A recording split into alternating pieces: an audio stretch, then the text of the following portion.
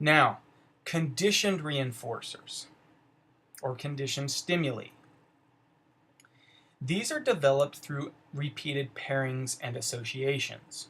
So Pavlov did this quite by accident, I should mention, but the discovery was that he created conditioned stimuli or conditioned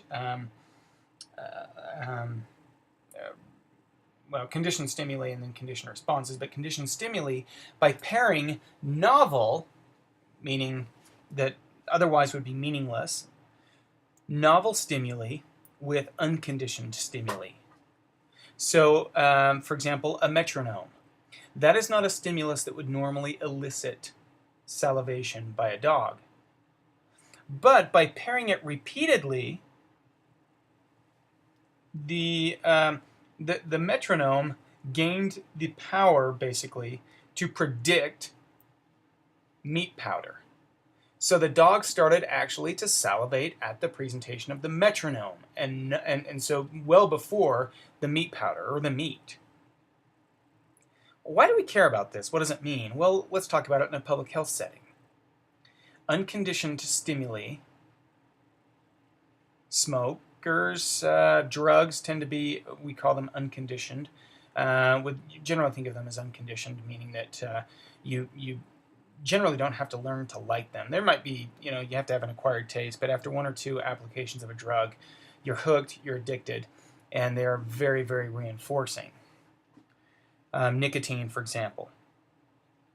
Well, a smoker, by virtue of smoking a lot and in a lot of different settings, creates thousands and thousands of pairings or associations, so that over time, simple things such as alarm clocks, dinner plates, utensils scratching on dinner plates as an indication that dinner is over.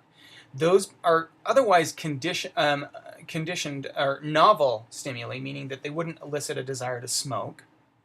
But when they're paired over and over with smoking, they become very, very powerful stimuli at eliciting this desire to smoke.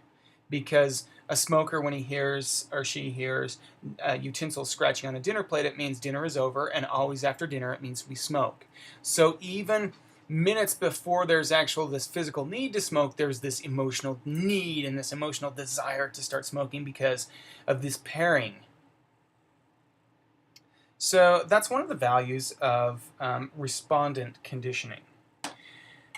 Now, compare that with another paradigm that we call operant conditioning. And operant conditioning was, as I mentioned, championed or really put forth by B.F. Skinner. And what B.F. Skinner says is in operant conditioning, rather than the environment, in these environmental stimuli eliciting our behavior, we operate on our environment. We are working on our environment, and we discover consequences. And as we discover consequences, we engage. We are more likely to increase or decrease that behavior in the future.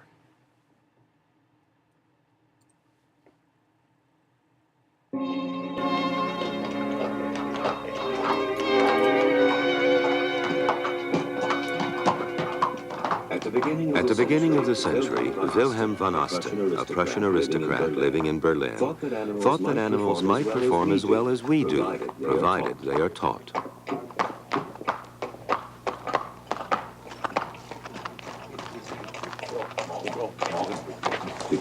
To prove his theory, he schooled one of his stallions in reading, memory, and mathematics.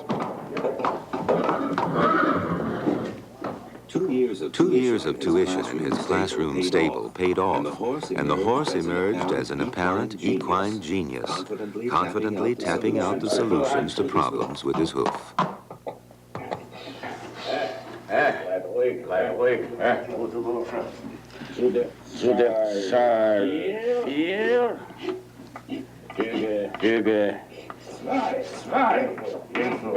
Wer stehst du das? Hier so lautet die Antwort.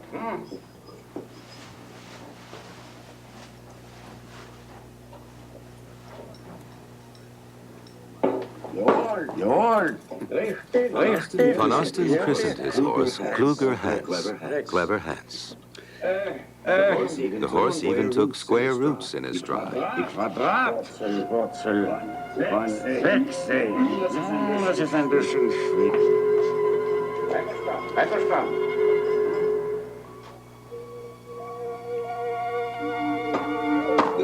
The stallion invariably got the answers right and was then rewarded.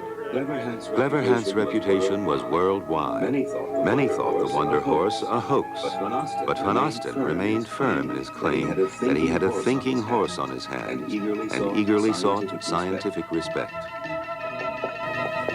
The challenge was taken up by Oscar Funst, one of the professor's assistants.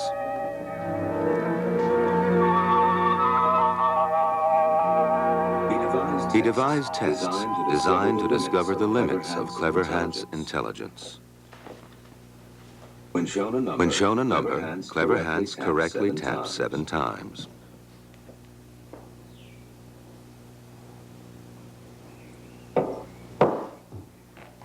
Nummer 7, Hans hat 7 geklopft.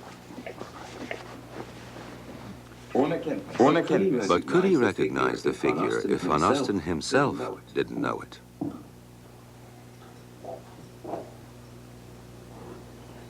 He taps 3. Nummer 1, Hans hat 3 geklopft.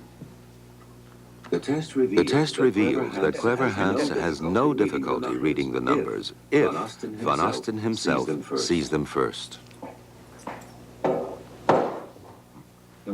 Nummer 3, Hans hat 3 geklopft.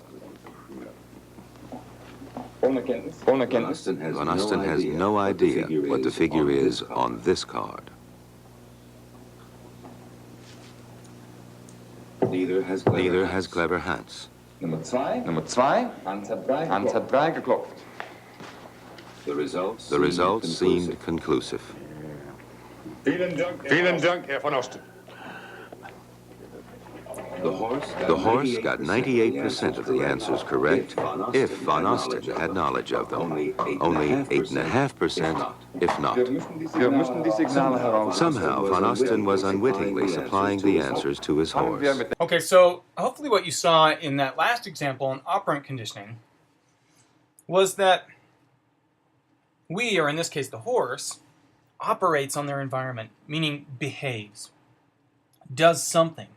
And that as he behaves, he's getting consequences.